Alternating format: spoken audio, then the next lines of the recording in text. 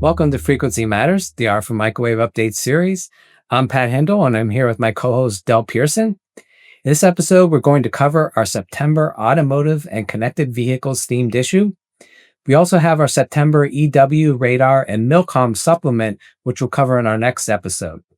So the cover story is written by Jeremy Carpenter from Mica Communications and Chris Keimel from Menlo Micro on enabling ubiquitous automotive connectivity with NTNs. And this article is great. It looks at the challenges and solutions to bringing NTN connectivity to the vehicle so you have connectivity no matter where you go. Del, what do we have for other technical articles? Hi, Pat. We had 3 great technical articles in September from Circuits Integrated Hellas, DGS, and Modelithics. The Circuits Integrated Hellas article was titled Optimizing SATCOM FPA Design with Integrated AIP-SIP Chipset and presents a new approach to phased array antenna integration. The technology is at the advanced prototype phase, so I look forward to seeing how it progresses. The DGS article was a perspective article titled From Chatbots to Channels, Why Machine-to-Machine AI is the Key to Monetizing 5G and 6G, and addresses how DGS is shifting its approach to AI to apply it more effectively to the telecom industry. Finally, the Modelithics article titled Predicting Resonant Behavior of Surface Mount Capacitors did a deep dive into the different factors that impact capacitor behavior. And Pat, tell us about our product feature. Yeah, so we had one product feature. UltraView has developed a pocket alarm for microwave and gamma radiation detection. So with the development of directed energy weapons, some of them being used on government employees, this pocket detector could warn of emerging threats and record data for analysis on what type of weapons being used. So pretty cool development. The guy contacted me a while back and I said, this is really cool. So let's get a product feature. What do we have for tech briefs? Yeah, that was quite a cool product. We had 2 tech briefs, one from Quinstar and one from KVG. Quinstar has been in the quantum computing market for a while now and shared some details about their cryogenic circulators and isolators.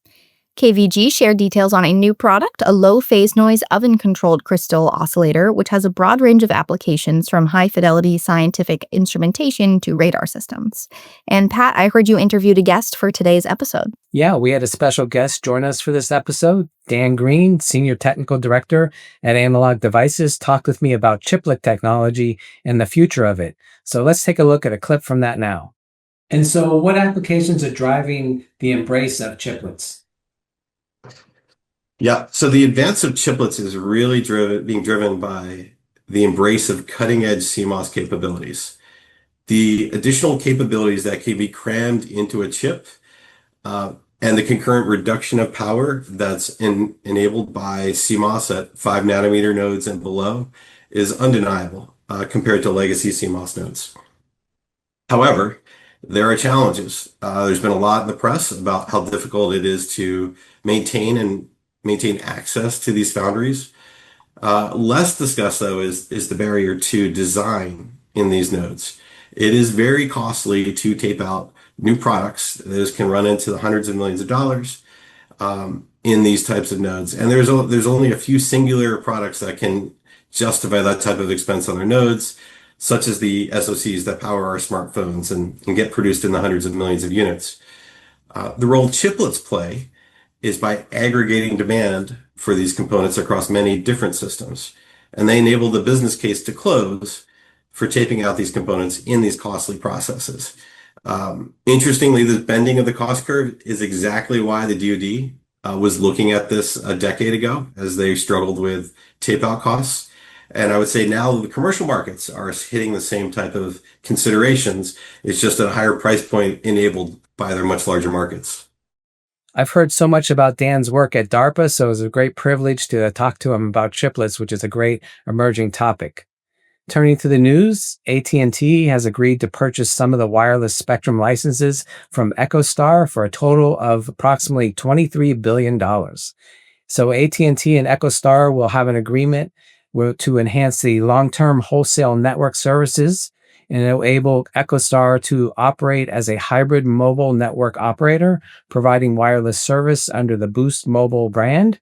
And AT&T will be the primary network services partner to EchoStar as it continues to serve its wireless customers.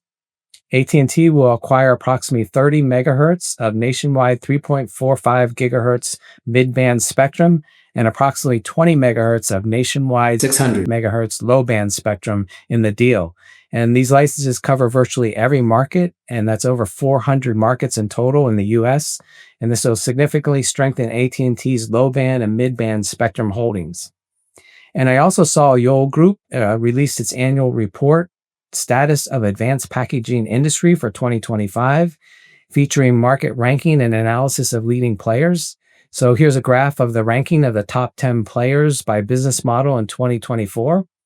And they stated that from 24 to 25, the advanced packaging market has reinforced its strategic role across the markets. It's once confined to specific high-end applications. It's now a pillar of mass adoption in consumer electronics, and it's an enabler of emerging markets such as AR, VR, Edge AI, and aerospace and defense.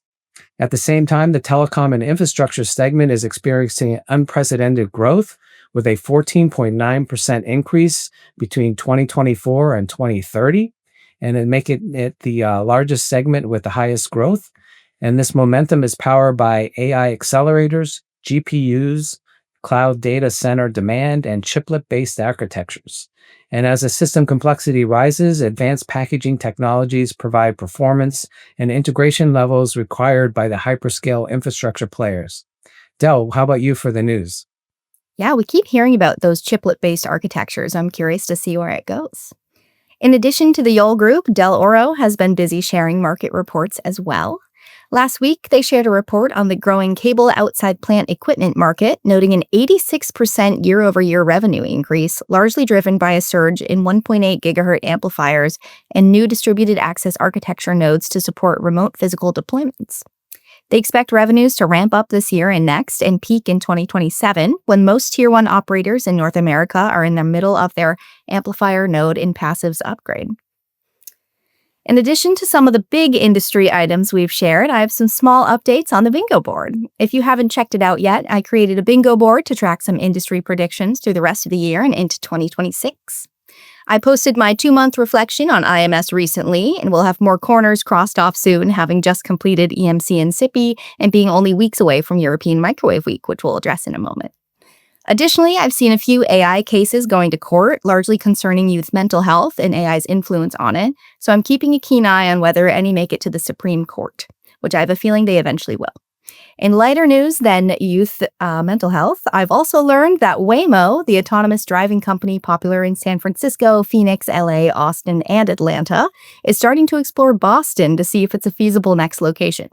I learned this news and shortly after read a meme that said if you take a wrong turn in Boston, you should give up and go home, which I would strongly agree with, so I wish Waymo luck with this endeavor. We are close to crossing off the bingo square, however, with Waymo noting Miami and DC as their next locations, bringing us closer to the 10-city prediction. If you'd like to keep up with the bingo board or have anything to contribute to it, you can find it on our website under the Community tab in Blogs. That was a great idea to create that, so many interactions to come. So as mentioned in the last episode, we went live with our European Microwave Week online show daily page, so check that out under the Events tab. And it will have activities going on from news, social events, and what's the latest on the conference, so you can keep up to date on everything.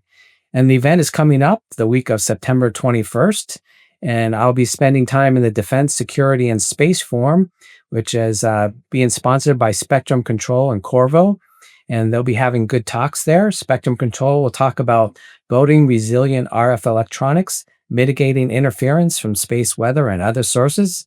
And Corvo will discuss developing robust and economical RF solutions for next-generation defense and commercial space platforms. So it should be a great lineup. So sign up for the Defense Forum, and there's some other great forums, right? Del, how about the 6G Forum? Absolutely, and I'm looking forward to all of them. The 6G Forum will cover leading applications, physical layer overview, standardization and regularization in 6G technologies covering FR1 through FR4 frequency bands. Companies like Nokia, Ericsson, Keysight, NXP, Amplion, Philips, TNO, and IMAC will be presenting, so don't miss these forums, where the whole supply chain is present from components to systems. It's a lot of big names there. They have great technical depth as well and fantastic networking opportunities. I think that wraps up this episode. Our sponsors are RFMW and Analog Devices. RFMW is a technical distributor of RF and microwave products and now power management.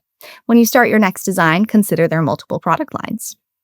Analog Devices is a leader in the design, manufacture, and marketing of a broad portfolio of high-performance analog, mixed signal, and digital signal processing integrated circuits used in virtually all types of electronic equipment. Remember, as a member of the industry, a subscription to Microwave Journal is free, so visit our site and subscribe today if you're not already a reader. Please give us a like and subscribe to our channels, and thank you for watching, and join us next time for Frequency Matters.